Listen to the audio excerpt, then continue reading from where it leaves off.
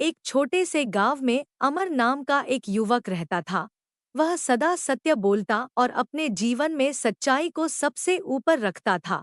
गांव के लोग उसकी ईमानदारी की प्रशंसा करते, पर कुछ लोग उसकी सादगी को कमजोरी समझते थे। एक दिन गांव में एक बड़ा विवाद हुआ। गांव के मुखिया के घर से कीमती गहने चोरी हो गए। मुखिया ने सारे गांव वालों को बुलाया और पूछा, किसने मेरे गहने चुराए? सभी लोग एक दूसरे पर शक करने लगे। कुछ लोगों ने अमर पर उंगली उठाई, क्योंकि वह उस दिन मुखिया के घर के पास देखा गया था। अमर ने शांत स्वर में कहा, मैंने कुछ नहीं चुराया। मैं उस समय वहां केवल फूल इकट्ठा करने गया था। पर कुछ लोगों ने उसकी बात पर विश्वास नहीं किया। एक व्यक्ति ने तंज कसते हुए कहा, अगर तुम सच्चे हो तो साबित करो। अमर मुस्कुराया और बोला, सत्य को साबित करने की जरूरत नहीं होती, वह अपने समय पर स्वयं प्रकट हो जाता है। मुझे केवल अपने सत्य पर भरोसा है। लोग उसकी बात से और चिढ़ गए, पर अमर ने न तो बहस की, न ही खुद को सही साबित करने की कोशिश की। वह चुपचाप अपने काम में लग गया।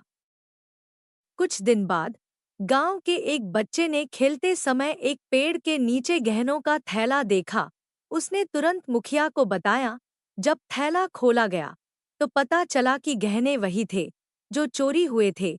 बाद में पता चला कि मुखिया का नौकर, जो चोरी का इल्जाम अमर पर लगाने में सबसे आगे था, वह खुद चोर था।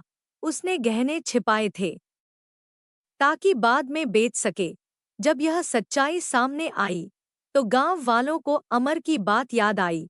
उन्होंने उससे माफी मांगी।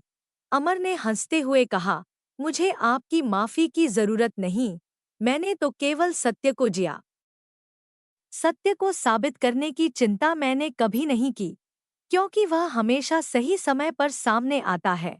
सीख। इस कहानी से हमें यह सीख मिलती है कि सत्य को साबित करने की जरूरत नहीं होती। यदि हम अपने मन में सच्चाई पर दृढ़ विश्वास रखते हैं तो हमें दूसरों को समझाने की चिंता नहीं करनी चाहिए। सत्य का रास्ता चुनें, उसे जिएं, और वह स्वयं अपनी राह बना लेगा।